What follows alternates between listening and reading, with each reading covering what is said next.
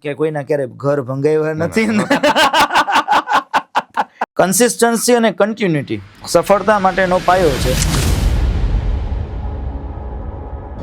કોઈ વ્યક્તિને આરજે બનવું હોય, રેડિયો જોકી બનવું હોય તો એના ક્રાઇટેરિયા શું છે? કે ડિગ્રી કરતા આવડત વધારે જોવાય છે. ક્યાંક ચાની લારીમાં કામ કર્યું, ક્યાંક શાક બકાલું વેચ્યું, ક્યાંક જમીન ઉપર બેસીને પેલું ભાજી વેચી, પેલું ધાણા હોય.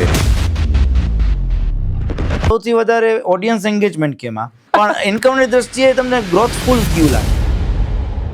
યુટ્યુબ છે ને એક એવું માધ્યમ છે કે જે પહેલા પણ હતું, આજે પણ છે અને મને લાગે છે પછી પણ આવશે રહેશે. બરોબર. અને એ કેવું ઓથેન્ટિક છે. જો ભાઈ, માન મર્યાદા સૌને વાલીઓ. તમારું પ્રેન્ક મૂકીએ એ કે ને ન મૂકતા એટલે આખું ગૂંચડો વાળી અને મૂકી દેવા. વાહ.